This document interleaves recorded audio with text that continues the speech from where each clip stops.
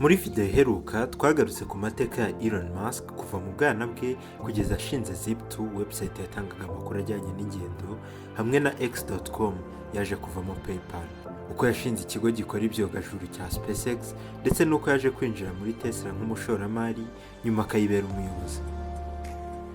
Muri iyi video tugiye gukomeza ku mateka ya Elon Musk kuva mu 2006 afashije Tesla kumurika imodoka yabo ya mbere kugeza ashinze n'andi makompanyi akomeye harimo nka SolarCity, OpenAI n'izindi. Niba uri kureba iyi video utarabonye yayibanjije, nagushishikariza kubanza kuyireba kugira ngo ubashe kumva neza ibyo tugiye kugarukaho muri iyi video. Ntiwibagirwe kandi gukora like na subscribe kugira ngo ujye ubona n'izindi video nziza nk'izi byoroshye. Mu 2007 Musk yahamagaje inama y'abayoboye Tesla. Iyi nama akaba ariyo Eberhard washinze Tesla yirukaniwemo ku mwanya wa CEO. Nyuma yaje kwirukanwa muri board birangira navuye muri Tesla burundu. Ibi akaba ari nabyo bituma abantu benshi bashinja Elon Musk kuba yaribye Tesla. Mu 2008 ubwo isi yose yari ihanganye n'izahara ry'ubukungu, Elon Musk ubwe yafashije Tesla mu kutagwa mu bihombo gifunga imiryango. Musk icyo gihe yashoye miliyoni zisaga 40 z'amadolari ndetse anayiguriza izindi miliyoni 40 z'amadolari. Muri uwo mwaka kandi wa 2008 nibwo yahise agirwa CEO. Nyuma yo gushora amafaranga angana gutya, kongeraho ko yari afite SpaceX na SolarCity zose yagombaga kwitaho, nawe habuzeho gato ngo amafaranga amushireho yose abe rubebe. Mu magambo ye yavuze ko 2008 ari wo mwaka mubi yagize mu buzima bwe. Tesla nayo niko yakomezaga guhomba amafaranga. SpaceX nayo ifite ibibazo byinshi mu gukora rocket yabo ya mbere Falcon 1. Mu 2009 kugira ngo akomeze kubaho, byabaye ngombwa ko atangira kuguza amadeni. Muri Kamena 2009 Tesla nibwo yashyize hanze bwa mbere imigabane yayo, ihita iba kompanyi ya mbere ikora imodoka ibashije kujya ku isoko ry'imari n'imigabane mu myaka 53, aho Ford ariyo yaherukaga kujyaho mu 1956. Ikimara kujya ku isoko ry'imari n'imigabane, Tesla yahise yunguka miliyoni zigera kuri 226 z'amadolari. Ndetse kugira ngo birinde gusubira inyuma, Elon Musk yahise agurisha imigabane ifite agaciro ka miliyoni 15 z'amadolari. Kubera ibihe bitangaje Elon Musk yaciyemo yaba ibyiza n'ibigoye, abantu benshi batangiye kumumenya, ndetse birasakara cyane bigera no muri Hollywood.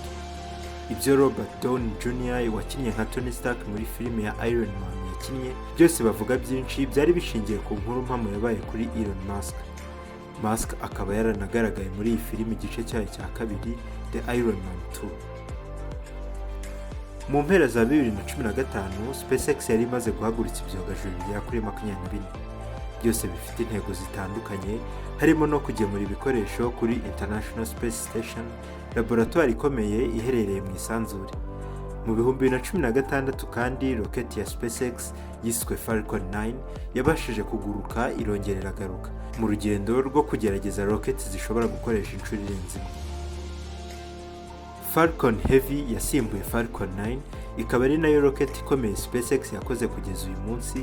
Yasoje neza urugendo rwayo rwa mbere mu kwezi kwa kabiri 2018. The Falcon Heavy yari itwaye umuzigo udasanzwe ariwo maneki idasanzwe yiswe Starman.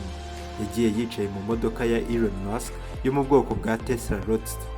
Ubu bikaba bivuga ko iyi Roadster ndetse n'iyi maneke biherereye muri kilometero zisaga 205 uvuye ku zuba. Elon Musk no kuzana ibitekerezo bishya mu isi y'ikoranabuhanga ntibajye batana. Mu 2012 Elon Musk yashyize hanze igitekerezo cya Hyperloop, uburyo bushya bwo gutwara abantu muri kapsule zishobora kugendera mu miyoboro imeze nk'amatibe. Bivuga ko ubu buryo buzaba bwihuta cyane ku buryo kapsule ishobora kugendera ku muvuduko wa kilometero 1200 ku isaha.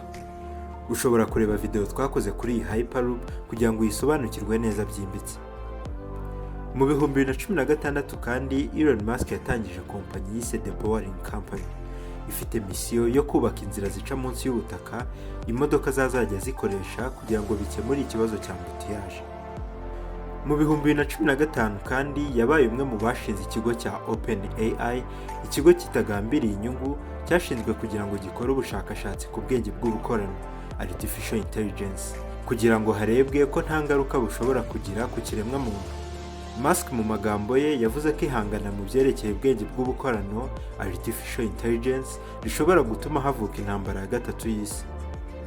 Mu kwezi kwa kabiri 2018 yatangaje ko yeguye muri board iyobora OpenAI kugira yirinde impaka zishobora kwaduka hagati ye na Tesla, cyane ko Tesla yari itangiye gukoresha iyi artificial intelligence ikora imodoka zifite ubushobozi bwo kwitwara.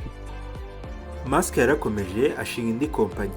Mu 2017 yashinze indi kompanyi yise Neuralink ikora utwuma duto microchips dushobora gushyirwa mu bwonko bw'abantu, ndetse igerageza ry'utu twuma rishobora gutangira mu gihe cya vuba. Mu 2017 kandi yatangiye gukundana n'umukinnyikazi wa filimi Amber Heard wakinnye muri Aquaman, ariko baza gutandukana bamaranye umwaka gusa. Muri interview yagiranye na Rolling Stone yavuze ko gutandukana kwabo byamukomereye cyane. 2017 kandi wabaye umwaka utoroshye kuri Elon Musk mu byerekeranye na politiki, kuko nyuma y'uko ashyizwe mu kanama kagira inama Perezida Donald Trump ibyerekeye ubukungu, yatangiye kwishyirwamo n'abatari bake, cyane cyane abatari bashyigikiye Trump. Byatangiye yihagararaho, ariko biza kurangira asezeye muri aka kanama nyuma y'aho Perezida Trump akuye Amerika mu masezerano yo mu Bufaransa agamije kurengera ihindagurika ry'ikirere. Musk avuga ko yagerageje kumvisha Trump kudafata iki cyemezo, ariko undi akamuhakanira.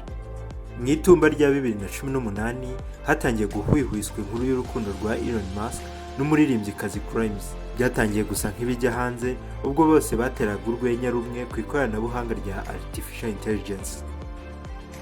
Elon Musk kandi yakomeje guhura n'ibibazo mu 2018 ubwo yatwitingaga ko ashaka kugira Tesla ikigo cyigenga, aho azagura buri migabane yose ku $420 kuri buri mugabane, ndetse ko yanamaze gutegura amafaranga yose akenewe ngo abikore.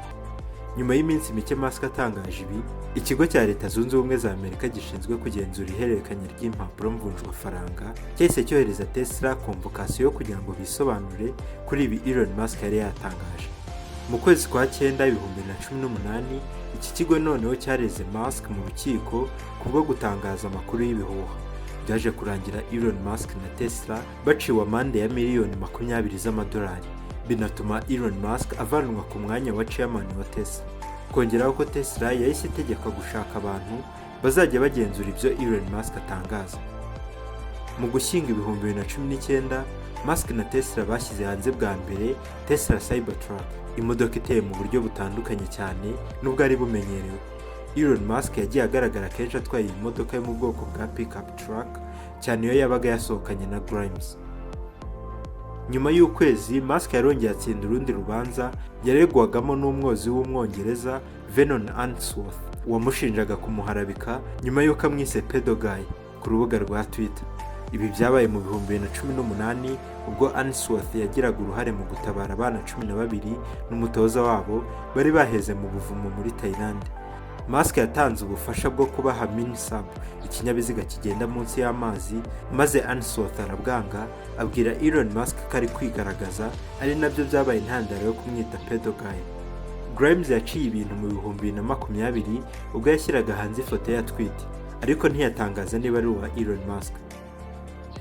Kuri ubu Elon Musk niwe uhagaze ku mwanya w'umukire wa mbere ku isi n'umutungo wa miliyari zirenga 260 z'amadolari.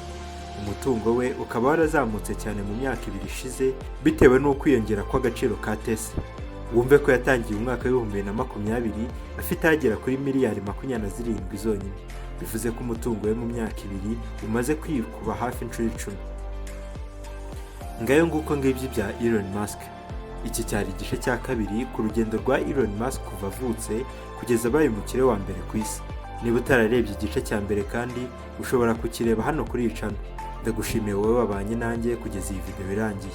Ntibibagirwe kandi gukora like na subscribe kugira ngo n'izindi video zijye zikugeraho byoroshye. Amahoro.